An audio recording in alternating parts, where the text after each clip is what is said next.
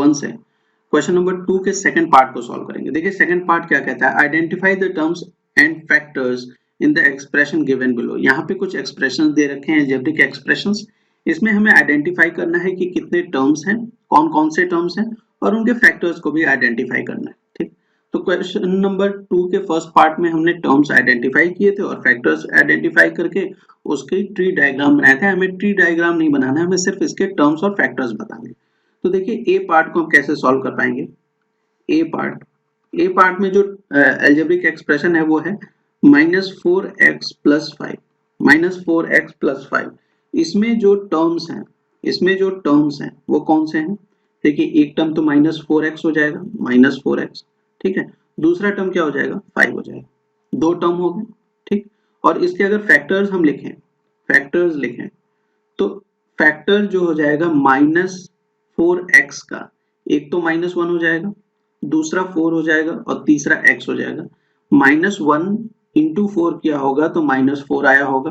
देखिए फैक्टर का एक चीज समझ लीजिए कि अगर दो नंबर्स मल्टीप्लाई हो, जैसे 4 है तो इसका फैक्टर 2 और 2 कैसे होता है? 2 और 2 को जब हम मल्टीप्लाई करते हैं तो 4 आता है। इसी तरीके से अगर -4 है तो -1 और 4 इसका एक फैक्टर होगा, क्योंकि -1 को 4 से मल्टीप्लाई करेंगे तो -4 आएगा। ठीक, समझ गया? तो इस तरीके से क्या हो गया, -1 × 4, -4 इसका एक फैक्टर हो गया इन दोनों का, -4 का, और x अपने में एक फैक्टर हो गया।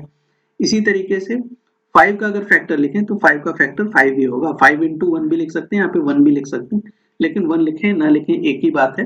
लेकिन इसके जो फैक्टर होंगे 5 के, वो क्या हो जाएंगे? 5 और 1 हो जाएंगे। ठीक, समझ गया? अच्छा, नेक्स्ट इसी तरीके से अगर हम बात करें बी वाले पार्ट की, तो बी में क्या है? -4x + 5y है, -4x + 5y है। यहाँ पे अगर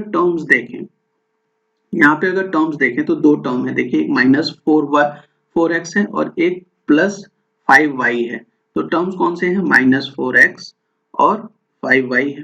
ठीक, -4x को अगर हम फैक्टराइज करें तो क्या आएगा? -1, 4 और x, -1 × 4 -4 आया होगा और x रह गया। ठीक है, x का फैक्टर x हो गया। इसी तरीके से 5y का जो फैक्टर हो जाएगा वो है 5 और y, ये दो फैक्टर हो जाएंगे 5y के। ठीक, समझ गया? तो इस तरीके से हम टर्म्स और फैक्टर्स बताएंगे इस पूरे क्वेश्चन में, है ना। अब आते हैं हम सी पार्ट पे, ये मैं मिटा देता हूँ। सी पार्ट पे देखिए 5y + 3y²।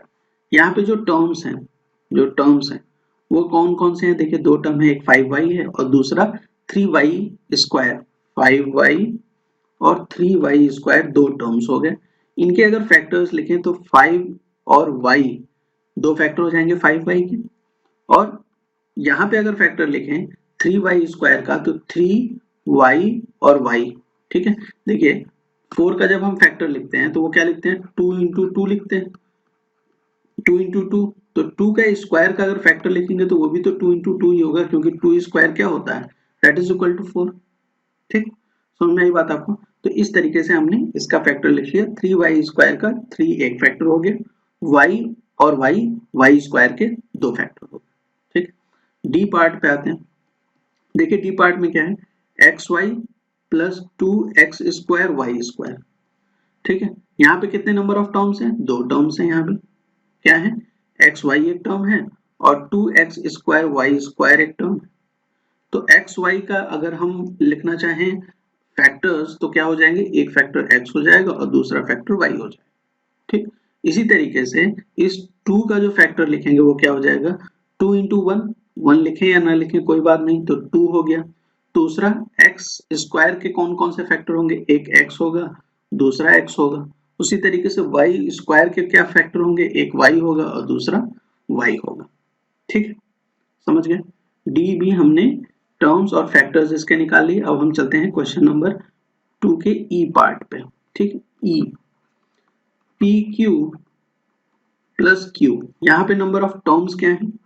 Number of terms हैं दो, एक है PQ और दूसरा है Q। ठीक है, एक है PQ और दूसरा है Q। तो और इनके फैक्टर्स अगर लिखें हम तो PQ के फैक्टर P और Q हो जाएंगे और Q का फैक्टर Q रहेगा, Q × 1 1 भी हो सकता है, 1 वही है, लिखना चाहें तो लिख सकते हैं नहीं तो कोई इतनी जरूरत नहीं है, यहाँ पे आप 1 भी लिख सकते हैं।